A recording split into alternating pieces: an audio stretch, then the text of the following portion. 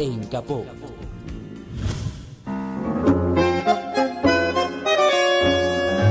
Buenas tardes, amigas, amigos, compañeros, compañeras, oyentes de Radio Caput. Aquí nuevamente les damos la bienvenida, Raquel Márquez, quien les habla, con la operación de Nicolás Chino Román y nuestro colaborador Eduardo Zanardi. Bueno, acá estamos con este invierno que se adelantó. Realmente hoy me vine tan abrigada y tengo frío.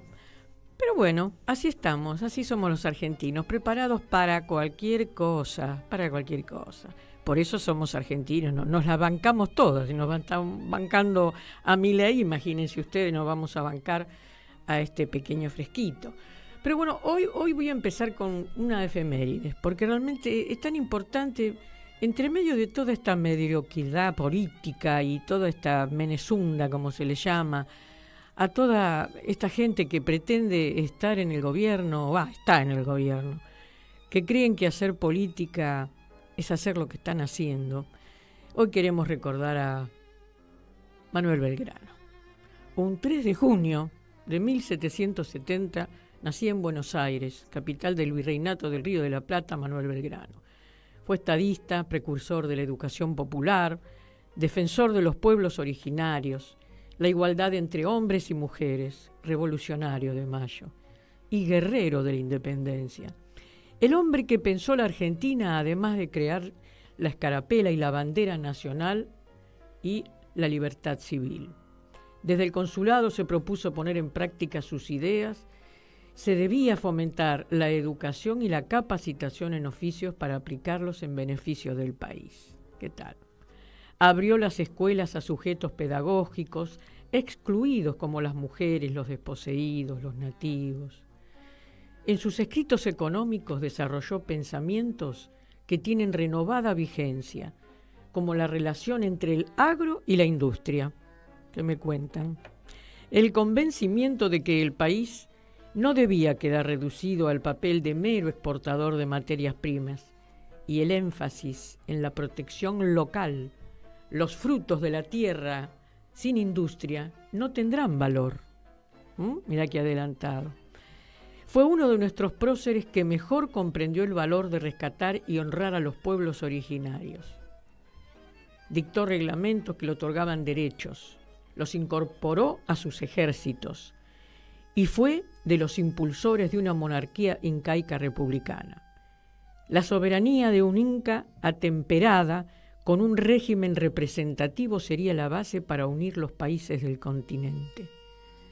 Fue militar por exigencias del proceso revolucionario y como tal se convirtió en un guerrero popular por la independencia, protagonista del éxodo jujeño, triunfador en Tucumán y Salta, victorias claves para el afianzamiento del proceso revolucionario. Construyó una profunda mirada independentista y social, decisivas en las gestas de la Revolución de Mayo y del 9 de julio. La insignia por él creada representó un símbolo de identidad, libertad e independencia. Las cosas que nos están faltando ahora, ¿no? Como periodista, sus escritos trataban de llegar a todos. Entendía que debían ilustrar y generar debates. Hoy, su legado tiene vigencia y nos hace reflexionar. Cuando decía que desconfiaba de la riqueza fácil que prometía la ganadería. Claro, daba trabajo a muy poca gente y concentraba la riqueza en pocas manos. Qué clarito lo tenía. Su obsesión era el fomento de la agricultura y la industria. Al respecto, sostenía, la importación de mercancías que impiden el consumo de las del país perjudican el progreso de sus manufacturas. Lleva tras de sí la ruina de la nación. Y ahora tenemos ahí esta ley Bases que quiere imponer el RIGI. Y proponía arrancar de manos del extranjero los medios con que nos quitan las riquezas. Que no se oiga ya que los ricos devoran a los pobres y la justicia es solo para aquellos, declarando que la vida es nada si la libertad se pierde. Su vida fue una síntesis de pensamiento y acción patriotismo, dignidad, entrega, desinterés, ética. Renuncia al bienestar individual tratando de lograr el bien común y la grandeza de su patria. Nació rico, murió pobre. Tal vez con esa frase enumeró cuál era su objetivo primordial. No busco glorias, sino la unión de los americanos y la prosperidad de mi patria. Bueno, leí un texto que me llegó de Mario Pasarini, que es presidente emérito del Instituto Belgraniano de Ituzaingó. Muchísimas gracias, Mario, por esto que nos mandaste. Bueno, y así comienzo este programa de hoy, porque realmente hablar de Belgrano y recordar a estos hombres, que estos sí que eran patriotas, mamma mía. Bueno, después hubo muchos otros que en estos programas también los recordamos. Y vamos a recordar hoy algo que también, de alguna u otra manera, hacer patria es defender los derechos de los trabajadores. Por eso hoy tenemos un invitado también muy especial. Él es Héctor El Negro Sánchez. ¿Cómo te va? ¿Cómo estás, Raquel? Héctor? Hola, qué gusto. Bienvenido a mi programa. Muchas gracias. Para mí es un lujo tenerte. Gracias por la invitación. Muchas gracias. Bueno, ahora les voy a contar a la audiencia de qué se trata, ¿no? Bueno, él es periodista, es escritor, trabajó en Tiempo Argentino, en Página 12, en las agencias de Telam, publicó varias revistas y condujo varios programas. Ajá. Así que vos como conductor sí que tenés una trayectoria impresionante en Radio La Tribu, en Belgrano, en fin, en Radio de la Ciudad, Radio de las Madres. Y bueno, además también publicaste libros. Así es. Y Así bueno, es. después vamos a hablar un poco del libro que me llegó últimamente gracias a mi amiga Analía Zimmerman, que es una gran compañera acá presente, que no quiere hablar, Ajá. pero que bueno, me recomendó tu libro. Anita. Anita, como todos la conocemos. Analía, Anita. Bueno, Anita me recomendó tu libro, que lo estuve leyendo, y me pareció importante lo que vos estás resaltando en él, ¿no? Bueno, pero quería preguntarte sobre por qué te hiciste periodista y cómo llegaste a escribir este tipo de cosas tan interesantes. Uy, mirá qué lindo para arrancar. Yo creo que siempre tuve claro que iba a ser periodista, pero me parece que la primera confesión fue en un asado familiar. Yo tendría 12 años y en una mesa hacienda, sobremesa de asado, donde se empiezan a hablar de bueyes perdidos y de cosas, y bueno, está terminando la primaria, que va a estudiar en la secundaria, qué sé yo. Y yo como que la secundaria en mi imaginario la pasaba por arriba, me importaba bastante poco. Yo dije que iba a ser periodista. ¡Qué bárbaro! Era un lector empedernido desde muy chico. Recuerdo leer libros desde los 7, 8 años, todas aquellas de la colección Robin Hood, y algunos que me deslumbraron, porque un libro que lees a los 8 años y para siempre te queda. La Isla del Tesoro, por ejemplo, de Stevenson. Qué buenas lecturas. Y eran todos los libros que para un pibe de esa edad, cuando no existía este mundo de ahora, ni lo digital, ni las pantallas que idiotizan, ni todo eso, el mundo leía los libros y te los tenías que imaginar.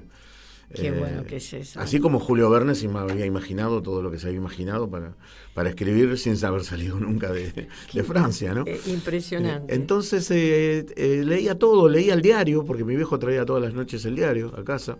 Cuando yo era muy chico, mi viejo todavía compraba el diario El Mundo en los 60, y después empezó a comprar Clarín.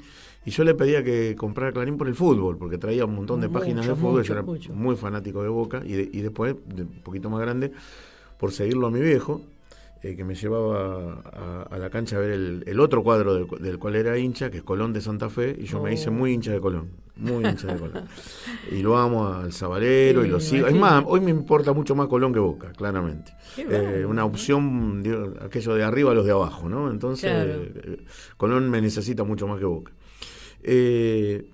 Y así que el secundario fue un trámite equivocado, porque como era abanderado en la primaria, y yo vivía en San Miguel en esa época. Era nacido acá en Capital, pero cuando tenía 10 años nos fuimos a vivir a San Miguel por cuestiones de laburo de mi viejo. Y era un barrio de San Miguel, no era el Sí, centro, sí, era un no, barrio un adentro, barrio. un barrio de esos que recién se estaban loteando, se Me vendían los imagino. terrenos. Un barrio chico, en Un realidad. barrio laburante que Sí, los trabajadores, casi todos obreros, textiles, metalúrgicos de la construcción, los domingos, los sábados y domingos hacían de ellos sus casas. claro. El Sí, barrio sí, crecía así, era lo típico con las casas. de Así esas que había un épocas montón en de los terrenos barrios. vacíos, jugábamos a la pelota todo el día. Yo descubrí otro mundo, aprendí a subirme a un árbol a los 10 años y no me bajaron más. No me bajaron. Y la Bueno, eso escuela es quedaba lindo. como 15 cuadras más para el fondo todavía, donde había sido un tambo. Después me enteré que esa escuela era semi-rural. Tenía una huerta por eso, un lugar muy abierto, muy lindo. Y daba becas esa escuela. Yo no sabía, simplemente, bueno, estudiaba. Como venía de un nivel. Las escuelas de capital con las de provincia había una diferencia muy grande. Sí, en un Entonces, momento sí, es era verdad. muy grande. Era abanderado y tenía una beca, un premio. Y era estudiar en el colegio industrial con casi todo pago de entrada. El industrial es caro. Sí, sí, sí, Los sí. materiales. Por los talleres. Claro. Y, sí, y aparte es todo el día El casi. tablero, claro, Sí, el tablero, sí. la regla T, el Sí, mameluco, y te las tiene que herramientas. gustar Sí. eso, porque hay materias muy Y al técnicas. principio era un descubrimiento de cosas que rápidamente me di cuenta que qué bueno era darme cuenta de lo que no me gustaba. Qué bueno es eso. Eso es buenísimo. Y Y de sí, tan joven darte cuenta que que no me eso gustaba. no era lo que quería. Sobre todo, a ver, me entretenía mucho aprender algunas cosas de electricidad en primer año, de carpintería, y hasta ahí. Claro. Ya en herrería que había que limar, ya mucho no me interesaba. Y mucho más mecánica, que había que un bodoque de metal, de eso había que convertir en un dado, que nunca lo pude convertir en un No lo dado. lograste. Entonces ahí ya en ese primer año tuve la prueba fehaciente de que yo ahí Eso no tenía no nada que era hacer. lo tuyo. Tenía 10 en historia, 10 en geografía, 10 en lengua, y me llevaba taller, dibujo técnico, Lógico. dibujo Era lo técnico lógico. y matemática. ¿Y la terminaste ahí o te fuiste No, antes? no, en tercer año volé. Claro, No, lógico, no, sí. aparte, qué sé yo. ¿Y a dónde te fuiste? A otro ¿Normal? colegio de San Miguel. Lo que no era técnico. No, y aparte yo quería trabajo de los 16 años, entré a laburar en una ferretería en San Miguel y me fui a anotar al vespertino nocturno. Igual me tomé un año sabático, lo que yo debía haber sido cuarto año, tuve un despelote grande con mi viejo. Me imagino. Porque mi tía, la hermana de él, fue la que me asiló en su casa y se armó medio un quilombo entre los dos. Pero bueno, una mi tía me cosita bancó. gorda. Me bancó porque yo le dije, a ver, yo empecé a los 5 años la escuela. Estoy adelantado un año. Claro. Lo voy a ¿Qué recuperar. apuro hay? Bueno, se lo entenderá. No, un no. padre. Pero aparte en esos pero años aparte- era complicado. aparte a mí me gustaba estudiar, así que Y yo si iba a volver. tenías 10 en todas Yo esas iba a volver. materias. Y fue un año lindo, fui a ver a Boca a todos lados, Estuviste empecé a ver fantástico. ciclos de cine. Qué bueno. Fue un año hermoso. Laburaba en el kiosco de mi tía y después me conseguí un laburo en San Miguel y me fui a anotar al colegio de la noche. Porque ya el de la tarde era, ya cuando me fui del colegio de la tarde, la verdad que ¿Y en qué escuela te fuiste la tarde? a un comercial que tiene comercial. turno desde las 7 de la mañana hasta las 11 de la Sí, noche en sí, San Miguel. comercial. Tiene 3.000 alumnos, tenía 3.000 Claro. alumnos en total. Juana Manso, muy, muy Sí, conocido. Juana Manso. Claro, y en comercial por y ahí lo- terminé no, a la sí. noche, era terminar 2 años, un trámite, pero me acuerdo que en tercer año, cuando no quería hacer nada con el industrial, con otro amigo, futbolero igual que yo, nos vinimos de San Miguel, tomamos el tren y vinimos a la lectores del gráfico de todas las semanas, de la revista, de todo eso. Entonces averiguamos el lugar donde estudiaban casi todos los periodistas deportivos de la época. Yo era fanático de Osvaldo Ardizone, que escribía en el gráfico. Ardizone, y me acuerdo de él. Bueno, creo que por él quise ser periodista. Mirá qué bueno. Y se lo pude decir a él comiendo al lado de él en el primer tiempo argentino donde trabajé. Sí, sí. Yo era un pibe que recién empezaba y en la misma mesa que estuviera Osvaldo, no, eso yo ya dije, ya está, ya llegué. Era ya lo está, tuyo, ya está. ya. Mi primer año en una redacción y a los 2 o 3 meses estaba comiendo con Ardizone a la noche con una banda que... Es un éxito total. Yo le dije a uno de los pibes, Para vos. yo le dije a uno de los pibes, yo soy periodista por ese hombre, me dijo, esta noche venite a la mesa con nosotros. Y ellos eran de deportes, Mirá. yo era de otra sección, de información general. Y ¿Y alguna vez hiciste deportes o sí, no? ahora lo último en Telam, lo último que hice fue fuiste para 12 el años área estuve a de cargo de deportes. deporte, editor de la sección de... Pero por circunstancias, a mí porque... ¿Cuál era lo que más te gustaba? Y cuando El tema recién de quería periodismo, ¿qué te gustaba? Cuando recién quería ser periodista era deportes, obvio. Y me vinimos a la escuela, al círculo de periodistas deportivos, con 15 años, con un amigo, y dijimos que nos queríamos anotar. Y nos atienden muy bien, y dice, ¿pero ustedes terminaron el secundario? No, yo terminé tercero y mi amigo le dice, yo terminé segundo. repetí uno, así que terminé segundo. Bueno, terminé en el secundario, cuando terminé bien y ya no. Y fue una decepción. Los dos salimos, creo que a punto de llorar, pero cuando terminé ya no me vine a anotar ahí. Me vine a anotar al círculo de la prensa, estudiar periodismo general. Estudiar de verdad ya claro, encaminado. Y ya no quería deporte solo. Aparte yo ya había empezado a militar a los 15 años allá en San Miguel, y ya la verdad que el fútbol solo... Ya tenía la cabeza y me más parecía que no te alcanzaba solo el fútbol. Que había otro mundo, ¿no? Estabas para otra cosa. Había otro además. Mundo. Había otro mundo. Qué bueno eso. Y entonces, bueno, después, cuando vos empezás en donde te toca. Yo arranqué en tiempo argentino haciendo información general. Ese fue en el año 83. Justo cuando salió este libro, el año pasado, se cumplían 40 años de ejercer mi oficio en las redacciones, ¿no? Y las encuestas de política en la calle, de tiempo sacaba un despliegue grande de a quién vas a votar. Después me pasaron a otra sección que era información general, y ahí andaba. Me salieron como 3 laburos juntos y a todos les decía que sí. Una revista de automotores, siendo que el automovilismo jamás me gustó, pero no bueno, importa. Había que agarrarlo, había que arrancar. Por eso es la pasión. Y es la pasión. Es la pasión por lo que a vos te gustaba. Y recién en Telam, en el 84, mi primera etapa en Telam, ahí yo entré al turno noche y me di cuenta, y aparte me lo hicieron notar, me dice, mira, pibe, la gente que cubre gremiales, y eran años de... Todo el día había noticias sindicales, todo el día. Me dice, la gente que cubre gremiales uno se va a las 4 de la tarde, el otro se va a las 6, a las 7, justo cuando entras vos.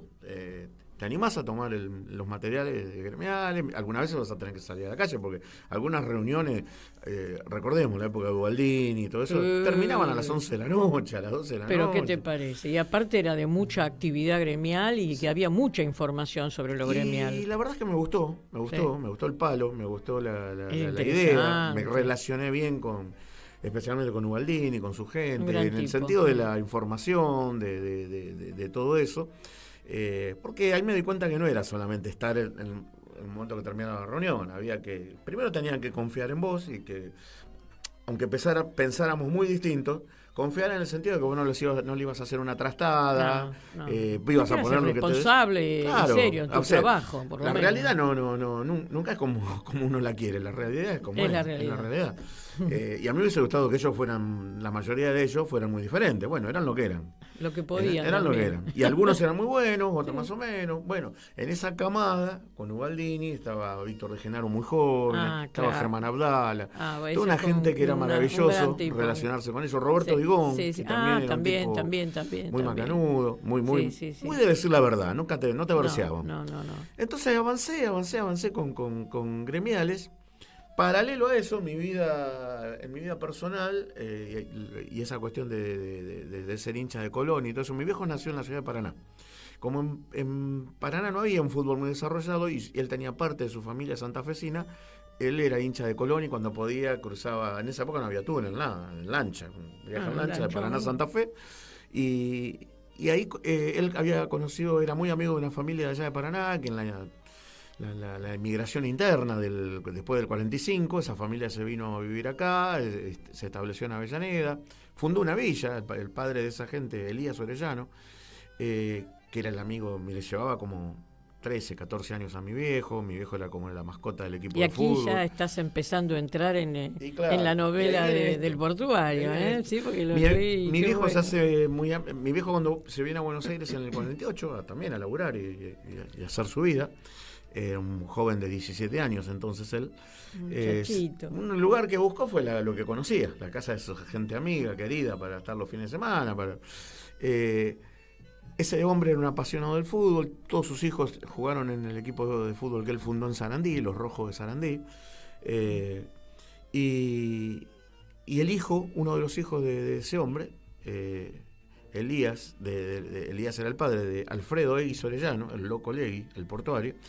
Entonces no era el portuario. Continuó una amistad a través de los años. Mi viejo, cuando ese muchacho era adolescente, lo llevó a laburar con él, los laburos de venta. Bueno, pero espera, porque vos ya me estás contando parte de lo que vamos a hablar, ¿no? Que es este libro tuyo, El Portuario. Pero antes de entrar en eso, porque yo tengo algunas cosas para preguntarte que me interesaron de acá del libro, tuyo, era saber también de vos cómo es que llegaste también a la conducción en radio, porque, viste, es una cosa, es el periodismo escrito, vos pasaste por la etapa que empezaste por el tema del fútbol o del deporte, después te metiste en lo gremial y en lo político, después te relacionaste con toda esta gente que nos acabas de contar. Uh-huh. ¿Y cómo fue que entraste a las radios? A ver, la primera experiencia en radio fue una invitación. Yo estaba en gráfica, estaba en Página 12. Yo soy de la tropa fundadora de Página 12. Me fui de Telam en el 87 directamente, de un día para otro, pedí una licencia en Telam porque no se sabía, era un diario nuevo. Hasta ahí era un diario nuevo, nada más. Claro. Era hermoso el proyecto, la gente que uno sabía que iba a estar, era otro La Nata. A La Nata lo conocía yo del Porteño, yo colaboraba con la revista El Porteño y habíamos hecho un par de notas juntos que habían sido tapa del Porteño. Yo en una hice la investigación, él escribió, en la otra escribimos los dos. Yo usaba mucho los materiales de archivo de Telam, que no eran fáciles de acceder, no eran fáciles de conseguir. No. Yo estaba en Telam. Claro. De ahí saqué muchos materiales para una nota de la Ítalo, del afano, del choreo de la Ítalo que hizo Martínez de Hoz. Y esa era interesante porque en los archivos de Telam lo que estaba era la mirada de los milicos. Uh-huh. En esos archivos estaba la información que Telam daba en ese momento, que era la mirada de los milicos. Esto está todo bien, está perfecto, hagamos privaticemos esto. Sí, y fue un negociado espantoso porque la Ítalo era una empresa casi en desaparición, casi en desuso, y se pagaron sumas como si estuvieras comprando la NASA. Más o menos, ¿no? Sí.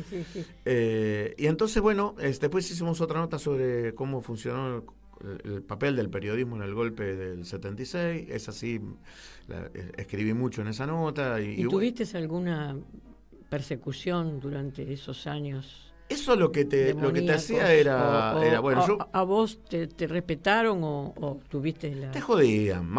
El Porteño era una revista muy estigmatizada de entrada porque... era otra gente, era otro La Nata, era otro Levinas, que después terminó en la porquería que terminó. Sí.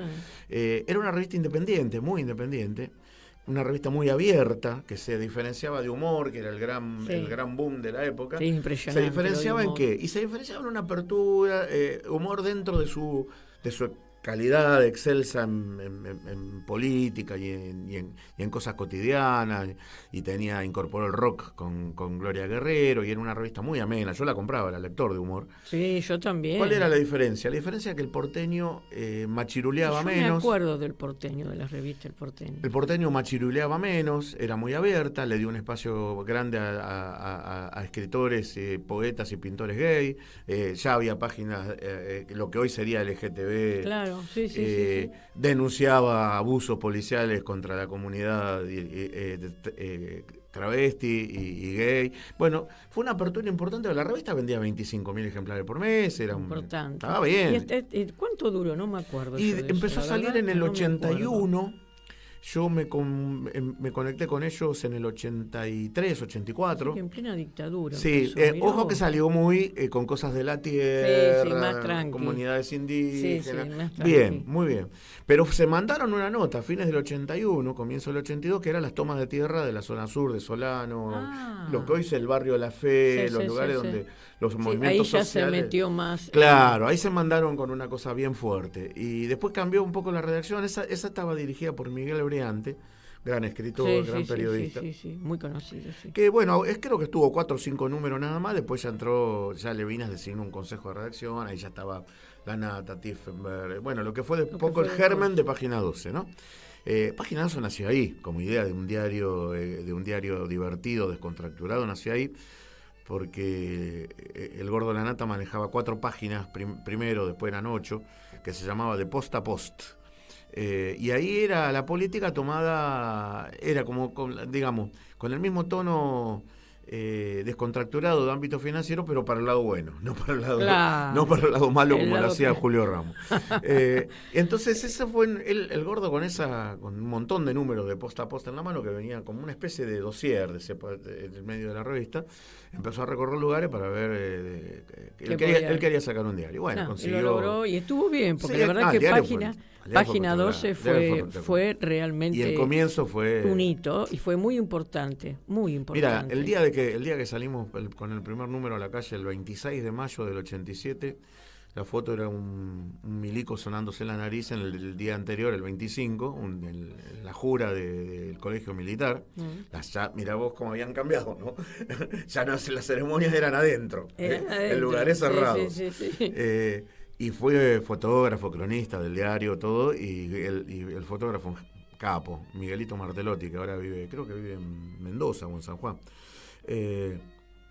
Sacó la foto en el momento en que un milico con gorra, todo, un día que hacía bastante frío, se estaba sonando la nariz y el título principal era "Sí, juro". Extraordinario. Bueno, ese mensaje, buenísimo, vos pensás que ese mismo día, y con esa tapa, La Nación en la tapa decía: celebróse la fecha patria. Todos ellos tuvieron que cambiar por Página 12. El almidón lo corrió. Yo recuerdo que fue un antes y un después. Y esa experiencia fue muy linda, porque imagínate, yo llevaba pocos años en el periodismo y estar de golpe en ese lo tenías ámbito. A 3 metros sentado a Soriano, a 5 metros a Juan Gelman. No, eso es una cosa. Vamos a tener que hacer un programa completo solamente para eso, pero ahora vamos a Bueno, vos me preguntabas cómo llegué a la radio. Y llegué porque en una de esas notas conocí a Enrique Vázquez. Nos presentaron, yo estaba cubriendo un plenario sindical de izquierda, él había sido invitado, él tenía el programa El Árbol y el Bosque, que lo escuchaban 300.000 personas por día. Sí, me acuerdo de ese nombre. Así que cruzamos números, todo, así que estás vos sos Héctor Sánchez, yo leo tus notas en Página 12, qué sé yo, que sí, está bueno. Y como a los 15 días me llama. Y me dice, por ese momento había un impasse, él había tenido ahí un problema con algunos radicales, porque él había estado en contra de la ley de obediencia debida y punto final. Había un debate interno y muy democráticos no eran los muchachos, porque le quitaron el apoyo y durante 6 meses, 8 meses no estuvo en radio. Arregló más o menos las cosas, volvió y me llamó y dijo, bueno, quiero hacer cosas distintas. Yo no tenía columna gremial, quiero que hagas la columna gremial en El Árbol y el Bosque. Así que era como que estabas... ¿Qué radio era? Belgrano. Belgrano, no me acuerdo. Era como pasar a jugar a... entraste en Belgrano, pero en ese momento era pero de primerísimo. Era como pasar a jugar en Boca. Buenísimo. Entonces, y arranqué ahí. Y arrancaste ahí. Y después me gustó mucho. ¿Y cómo no te va a gustar? Y aparte era una época, los 80 fueron años de... creo que fue el año del gran traspaso, una cosa un trasvasamiento de la gráfica a la radio. Esa camada de periodistas gráficos, los primeros que lo hicieron, un poco más grande que yo, y después nos sumamos los que ahora ya estamos jubilándonos, descubrimos que a la radio le faltaba esa calidad, ese enfoque de periodistas, y que estaba manejada, que los programas estaban manejados por locutores, con todo el respeto del mundo, pero eran locutores. Pero sobre todo porque ellos mismos se jactaban de ser locutores. Vos escuchás a tipos que después fueron venerados y reverenciados. Yo tengo que para mí era una radio que a mí ni fu ni fa. Yo no tengo ningún recuerdo de que a mí me gustaba escuchar Larrea, Carrizo, Soldán. A mí no. A mí me gustaba Badía, que pasaba los Beatles y que pasaba rock nacional. A mí a los 15 años me gustaba Badía. Y a los 20 me gustaba Badía. Entonces me di cuenta que sí. Primero, no tenían un gran compromiso con la democracia, se bancaron un señor coronel de acá, buen día señor general, se bancaron todas, se bancaron todas. Y esa camada que apareció con la recuperación de la democracia, y ahí aparecieron periodistas de la gráfica a la radio. Y ahí cambió todo. Bueno, ahora vamos a parar un poquitito, vamos a tomar un traguito de agua, nos vamos a escuchar un tanguito, una tandita, porque después vamos a seguir hablando de esto que estás diciendo. Pero vamos a ir entrando lo que fue realmente el descubrimiento de los trabajadores del puerto, esto que vos hiciste en esta historia.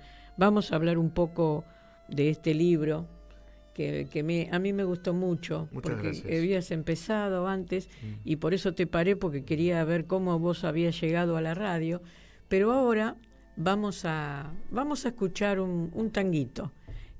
Y en este tanguito, si bien no habla exactamente de lo que dice el contenido de este libro, pero más o menos porque habla de los puertos y habla de un puerto muy, muy especial y muy querido por nosotros, que es el puerto de la Boca, el Riachuelo, la Boca del Riachuelo. Y bueno, y este tango se llama Nieblas del Riachuelo, y lo vamos a escuchar, es de Cobian y de Cadícamo, y lo vamos a escuchar por Edmundo Rivero, porque la verdad he escuchado muchísimo, casi todas las versiones. Y Edmundo Rivero no lo pasan mucho, ¿viste? No, a mí me encanta. A mí también. Pero además está diciendo toda la letra completa, porque antes en el tango, ¿viste? Que se pasaba toda música y después el estribillo nada más. Pero tiene toda la letra, por eso vamos a escucharlo. Acá mi querido operador, Don Chino, lo va a poner.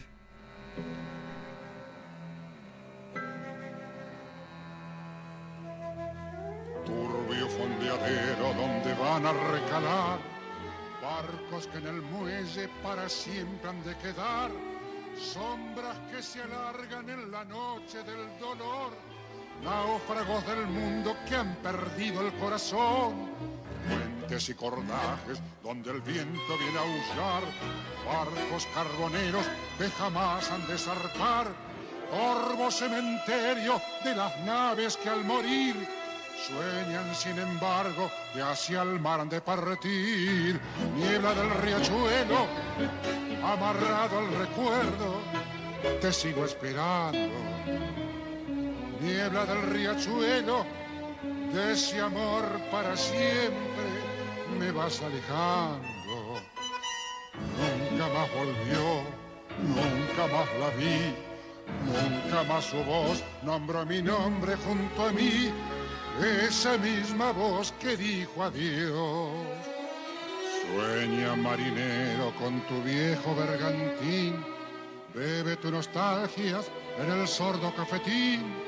Llueve sobre el puerto, mientras tanto mi canción llueve lentamente sobre tu desolación. Anclas que ya nunca, nunca más han de elevar, borda de lanchones sin amarras que soltar, triste caravana sin destino ni ilusión, como un barco preso en la botella del figón. Niebla del riachuelo, amarrado al recuerdo, te sigo esperando. Niebla del riachuelo, de este amor para siempre me vas alejando. Nunca más volvió, nunca más la vi, nunca más su voz nombró mi nombre junto a mí, esa misma voz que dijo adiós.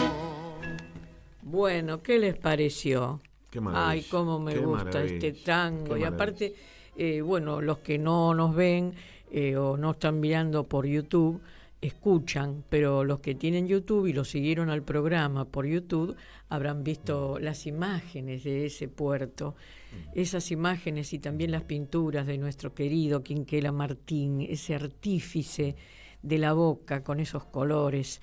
Y él pintaba justamente lo que no había, que era la alegría y el trabajo. Él pintaba, en sus pinturas estaban las chimeneas humeantes, pero en realidad cuando él hacía esos frescos no era esa la realidad. Y además otra cosa, ¿no? El colorido era en base a que él usaba parte de lo que quedaba de las pinturas, de los que pintaban los barcos. Él era muy pobre, los padres, los quienes lo adoptaron, eran carboneros ahí en la Boca. Así que era de pibe ya de esa pasión que tenía. Por eso en este tango hay muchas cosas mezcladas y es interesante escuchar la letra, porque es parte de nuestra historia y parte de los trabajadores, de los que, viste, como en una época se decía, y anda a hombrear bolsas al puerto, ¿viste? Y se hombreaba de verdad. Y sí, yo lo recuerdo, lo recuerdo. Y todo al hombro, ¿viste? Cargaban los barcos. Y bueno, acá ahora vamos a ir a otra parte. De todas maneras vamos a seguir después con lo tuyo, porque quiero que me hables de Telam, de lo que está pasando y de la importancia que tiene la agencia. Pero ya que Nieblas del Riachuelo nos da este pie de hablar justamente de a quién está dedicado este libro, porque yo ahí estuve mirando, lo estuve mironeando un poco, ¿no? Y esta historia me dice acá, ¿no?, que era la lucha sindical y la política de Alfredo Orellano, en el puerto de Buenos Aires. Y vos un poquito estabas empezando a hablar de eso antes. Claro, ¿no? vos me preguntabas cómo yo me había vinculado a la cuestión de gremial, de sindical. claro. O sea, fue especialidad en el periodismo durante 15 años, cubrí gremiales. Todo lo que fuera plenarios de la CGT, reuniones del Ministerio de Trabajo, viajes al interior por cuestiones de movilizaciones. Y Alfredo Orellano, que yo te hacía una saga familiar, el papá era amigo de mi papá, él se había hecho amigo de mi viejo porque había laburado con mi viejo, y él se había hecho previo. Y así, continuando las distancias de 13, 14 años entre cada uno de nosotros, Alfredo me debe llevar a mí 15 años, 16 años. Y trabajamos juntos cuando yo era adolescente, salía con ellos a vender cosas por distintos lugares del país, a ganarme los mangos para después poder seguir estudiando y todo eso. Yo todavía no había terminado el secundario. Y compartíamos una mirada de la vida, del mundo, de la política, de la militancia. Y cuando arranco con cubrir gremiales, yo siempre fui muy cercano a su casa. Para mí ir a su casa era como el patio de mi casa. Le empiezo a contar lo que estoy cubriendo y me dice, ¿por qué no te venís una madrugada al puerto? Que es las asambleas que estamos haciendo nosotros.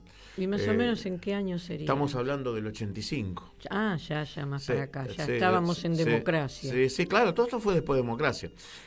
Cuando yo arranqué a hacer gremiales en el 84, 85. Claro. Entonces me dice, ¿por qué no te venís una madrugada al puerto? Y a madrugada, ¿a qué hora? Le digo. Y las asambleas empiezan a las 6, pero ya de las 5 estamos ahí. Yo llego a las 4. Sí, pues siempre se levantó muy temprano. Yo salía a la 1 de Telam, así que algunas veces venía la cena. Y venía la cena, la continuaba y iba sin dormir. Porque me empezó no solo a llamar la atención, me apasioné con el tema, porque nunca vi una democracia tan directa, que funcionara tan directa en un gremio. No llegaba a veces a ser democracia por el autoritarismo de la patota sindical que conducía en ese momento ese gremio, el SUPA, Sindicato Unido Portuarios Argentinos. Sí. Pero la combatividad y la pelea que tenía que ver con la historia del gremio portuario. ¿Por qué? Fue un gremio inorgánico. Fue un gremio inorgánico durante gran parte de su vida. Eso es lo que me gustó, y Miri, perdóname que te interrumpa, pero yo había señalado acá en el libro, porque les cuento, ¿no? Estamos hablando de este libro, El Portuario, que lo tiene editado ya la editorial Sudestada, y en este libro yo quiero leer un pedacito, porque perdóname que te quite la palabra, ¿vio? Usted es el invitado, pero me gustó esto que dijo Rodolfo Walsh en el libro ¿Quién mató a Rosendo? Él habla de antes, mucho antes, fines de los 66, cuando había poco apoyo de la CGT, que estaba Timoteo Bando. Bueno, dice, en octubre estalla el conflicto en el puerto. Año 66, ese fue el conflicto del 66. Exactamente. El gremio es intervenido. El 30 de noviembre los portuarios son apaleados por la policía en la puerta de la CGT mientras los dirigentes discutían si los dejan entrar. Bandor admite que se le han visto las patas a la sota. El portuario Telmo Díaz tiene dificultades para que lo dejen hablar. Es una vergüenza, ruge al fin. Yo no vengo a tirar mierda, pero quisiera verlos a ustedes con las bases peleando todos los días llenos de necesidades. Claro que la posición de ustedes es cómoda. Aquí se han callado, aquí cada uno cuida su boliche. Nos han dejado solos. No vengamos aquí diciendo que vamos a parar dentro de 15 días. Porque si no, les sugeriría que paremos la noche de Reyes.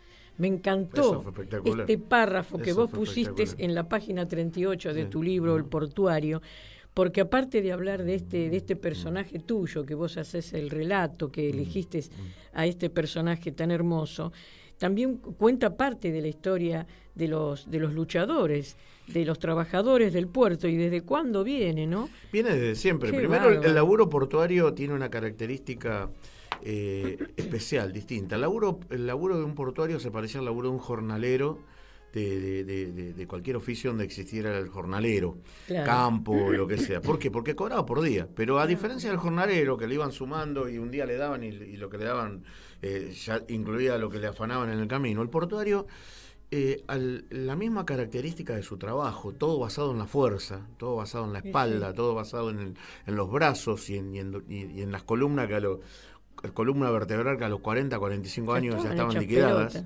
Claro. Esa misma fuerza ellos la hacían valer para el trato cotidiano. O sea, el mismo espíritu de su trabajo los ponía en una posición de decir, bueno, acá las cosas se resuelven así. El que me jode sabe que cobra. Y se armaban unas trifulcas tremendas porque eran tipos de mucho valor físico. Y claro, ahí no cualquiera trabajaba en el puerto. El valor físico. Entonces, la cosa de cobrar todos los días, en cierta medida, explica también la inorganicidad de ese gremio, de ese sindicato, porque, mal que mal, y recordemos que era un puerto muy activo el de Buenos Aires.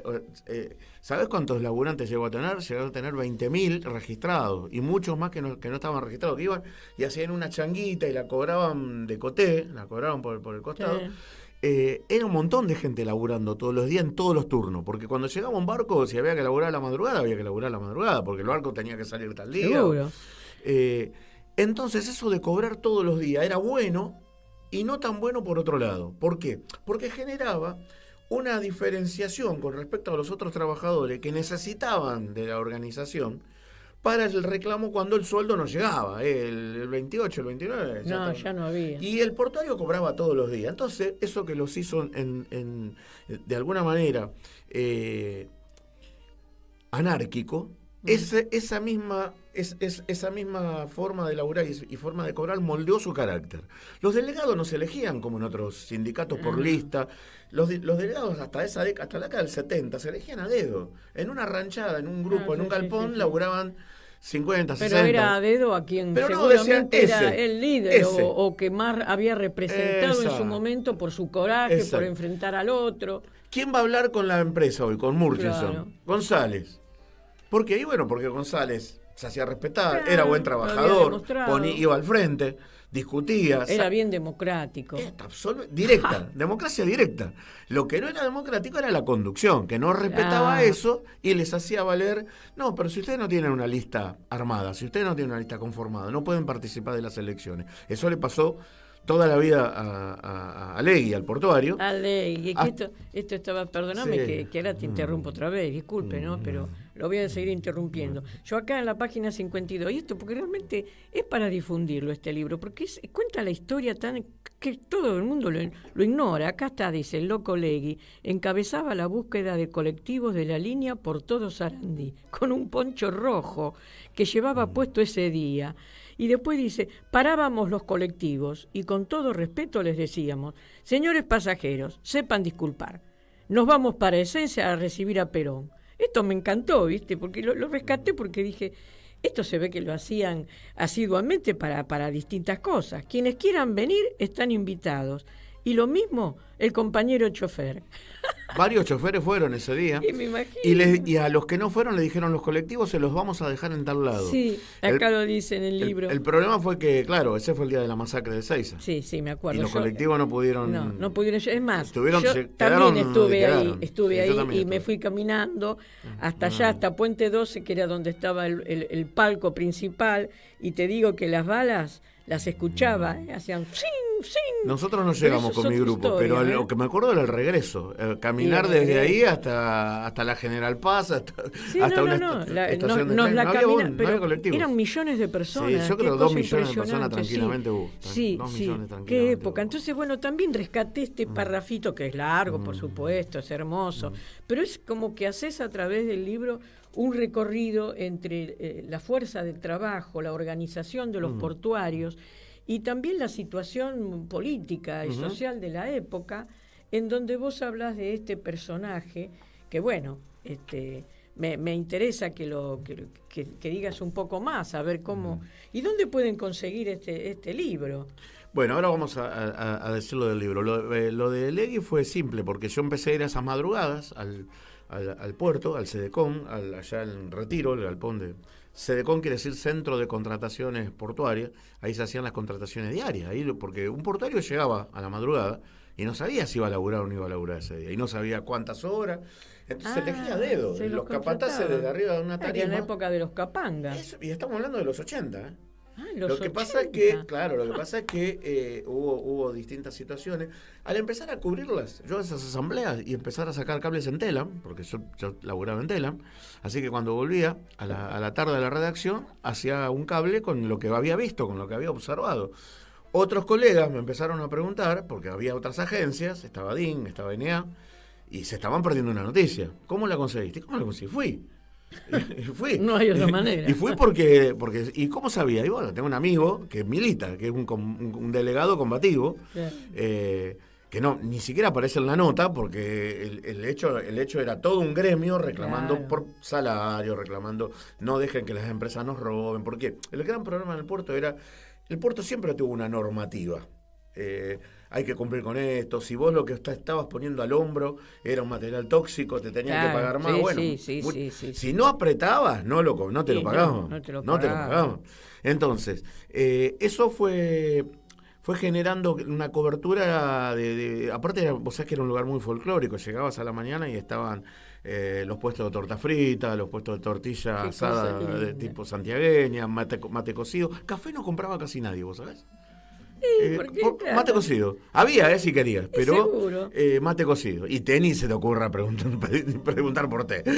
No, eso era demasiado femenino, me imagino. Ni se te ocurre.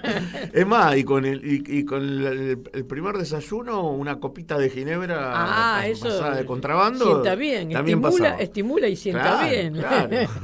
Entonces era el dicho de la época. Se dio toda una relación amistosa, de vida, de compartir muchas cosas. Y en distintas situaciones laborales que me tocó afrontar, o no tenía tiempo, o no me ponía, no me dedicaba. Pero bueno, hasta que dije, tengo que escribir este libro. Estuviste espectacular. Bueno, contanos dónde se puede conseguir. Esto es de la Editorial Sudestada. Sí. La Editorial Sudestada está ahí en no sé el número exacto, pero está en Tucumán, entre Paraná y Montevideo. Directamente ahí. Sí, y la página web. La página web, pones Sudestada. Y ahí se consigue. Tiene tienda de venta. Me parece excelente. Me encantó. Estuvimos en la Feria del Libro, ahora en esta feria. La verdad te tengo que felicitar por todo lo que leí. Además me llevó también a cosas de mi infancia, ese transcurrir de entre la provincia y cruzar para acá. Pero mira, tenemos pocos minutos, porque se nos fue el programa. Ay, estoy tan entretenida que tendría que tener otra hora más. Sacando fotos, por favor. Te cuento, contame el tema de Telam. ¿Qué sentiste con este avasallamiento? Porque hay tanto para decir del tema del puerto con Menem, que vendió todo y nos dejó sin barcos y sin mercantes, sin marina mercante, pero eso lo dejamos para otro programa. Y bueno, ahora contame lo de Telam. Este gobierno es una continuación del menemismo, así que toda la destrucción de emblemáticas empresas y sociedades del Estado que hizo el menemismo, las iban a continuar. En el caso de Telam hubo una hazaña particular, un odio en especial, porque no nos olvidemos que hace 5 años atrás, 5 años y medio, en 2018, protagonizamos una pelea, una lucha formidable. Hubo 350 despidos en una semana y les ganamos. Hubo muchos espacios y muchos lugares que le dieron pelea al macrismo, pero el único que le ganó en toda la línea fue Telam. Porque a través de la justicia laboral logramos las 350 reincorporaciones. Los que se quisieron ir con la indemnización fue una decisión personal de cada uno. Pero si quería, el puesto estaba. Fueron reincorporados todos por decisión de la justicia laboral. Por eso ahora todavía no echaron a nadie. Porque le tienen terror, pánico a la justicia laboral. Es el único... ¿Y cómo está hoy? Contanos cómo está la situación de los trabajadores. No quieren despedir porque el fuero laboral es algo que no controlan. No es Comodoro Pi. El fuero laboral históricamente tiene una independencia formidable. No nos podemos olvidar que aún en plena dictadura militar ganábamos juicios laborales. Sí. Y eso es el fuero laboral. Ahí éramos 750 en ese momento en la planta. Yo volví en el 2004, después de haberme ido en el 87, volví en el 2004 y en total en la suma me da 24 años en Telam. Tengo edad jubilatoria, cumplí el año pasado y los aportes me daban. En la lista de retiro voluntario empezamos a ver, están ofreciendo algo, pero yo dentro de unos meses me pueden mandar la carta de documento y te jubilan, chao, te jubilan. Así que los jubilables fuimos los primeros, y ahora se fueron un montonazo de compañeros, porque esta vez no se la visualiza, no se la ve, a ver, no es un momento en alza de la lucha, es un momento recién en donde se empiezan a despertar, ni siquiera todavía resistencia. Qué triste, pero empieza, todavía no empezó el invierno y está la cuestión de los alimentos, la comida que falta en los comedores, la gente la pasa mal, el precio de los pasajes, el aumento en las tarifas, todo eso va a generar un combo. Sí, está generando, pero además quiero que les digas también al oyente la importancia de Telam. Telam es una agencia nacional que fue en la democracia, fue la gran época de Telam, fundada en 1945 por Perón, cuando era coronel todavía. Dicen que la decisión de fundar Telam fue porque Perón leía en los diarios una noticia de Tucumán o de Santiago o de Santa Fe, y decía UPI, AP, ¿no? ¿Te acordás que había un título y decía Santa Fe, y entre paréntesis, La Fuente, UPI, Unidad de Press Internacional o Associated Press? Y que un día se preguntó, ¿por qué algo que pasa en Tucumán o algo que pasa en Santa Fe tiene que pasar por Washington o por Nueva York? Y después vuelve y se publica en los diarios argentinos. Esto no lo sabe la gente. Entonces vamos a fundar una agencia. Telam quiere decir Teledifusora Americana. Eso quiere decir la sigla Telam. Bien. Fue fundada, después tuvo momentos desparejos en su historia, después de la fusiladora del 55, casi desapareció, quedó reducida a su mínima expresión, volvió en los 60, nunca se fue a la B, pero peleó los últimos puestos varias veces. Y la gran época periodística, sin duda, es con la recuperación de la democracia. Telam no había sido... Ahí floreció. Claro, ahí empezó a crecer. Afloraron los mejores momentos periodísticos. Se rompió incluso con una norma de agencia que era, en la agencia no se opina. ¿Cómo que no? Sí, firmada. ¿Por qué no? Hay columnas de opinión, hay notas de fin de semana. Entonces se rompió con el mito y inclusive ni siquiera DIN ni NA tenían en ese momento la cosa de nota firmada que conllevara opinión.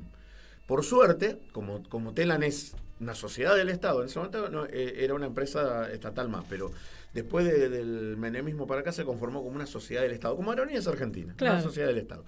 Entonces, esa independencia y la afluencia de muy buenos periodistas en la dirección del año 84 era Mario Monteverde, de Avellaneda, un radical, un tipo macanudísimo, maravilloso. Uno de los mejores presidentes con los que me tocó trabajar, y el otro fue Alberto de Riva, del peronismo, ¿no? Identificado ideológicamente con el peronismo. Él asumió la presidencia de Telam en 2003 con el triunfo de Néstor Kirchner. Para mí, las dos mejores presidencias de Telam por lejos. Entonces, si bien con desniveles, con algunos errores, con cosas que se podrían haber hecho mejor, la agencia conformó un espacio periodístico con corresponsales en las 24 provincias. Pero eso me parece extraordinario. La extraordinario. función que tiene como agencia nacional. Fotos en todas las provincias. Bien federal. No, extraordinario. Es decir, la antítesis de lo que estamos viendo actualmente en todos los medios. Bueno, no es casualidad que quieran quebrar eso, quieran romper eso, y que quieran romper la TV pública. En realidad ya lo lograron. Ya la tomaron. Radio Nacional convertida en nada. Bueno, por eso también por decreto Macri terminó con la ley de medios y Alberto lamentablemente no la repuso, que podría haberlo hecho. La ley de medios es discutible. Para mí es una ley que nació vieja, no contemplaba Internet. Pero eso había que reformarlo, eso ya lo sé. Pero la ley se discutió. Pero nuevamente. En el 2008, 2009. Debiera de haberse repuesto y haber rediscutido para tener una buena ley de radiodifusión y de todo lo demás. Pero bueno. Pero ¿cómo en 2008, 2009, 2010 no vas a meter Internet adentro de la ley? Evidentemente. ¿Dónde vivía? En un tupper los que la escribieron. Porque ya era todo Internet, no era como ahora o tantas redes sociales. Nos tenemos que ir yendo. ¿Nos echan? Sí, ya nos tenemos que ir yendo. Me encanta hablar con vos porque la verdad no hay más nada que agregar. Cuando quieras me avisas. Otro programa más vamos a hacerlo. Ahora nos vamos a despedir. Yo la verdad que te agradezco infinitamente porque uno aprende mucho Raquel, con personajes como vos, porque ya casi sos un personaje. Bueno, Bueno. Bueno, un gran periodista. Cuando venga el próximo libro. Claro, cuando venga el próximo libro te invito. Y ahora nos vamos a despedir, que todo está relacionado con el mar, con los puertos. Una canción que acá la eligió el invitado.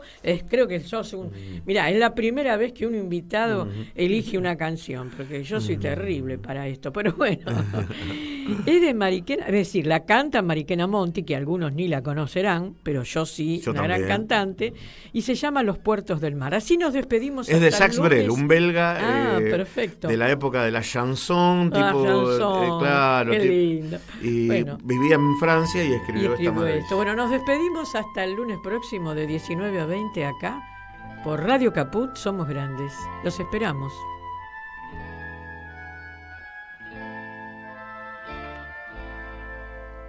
En los puertos de mar hay marinos que cantan sueños viejos que llegan desde el fondo del mar. En los puertos de mar hay marinos que duermen como soles inflados a la sombra de un bar. En los puertos de mar hay marinos que mueren empachados de drama, hinchados de alcohol. En los puertos de mar hay marinos que nacen en las brumas espesas.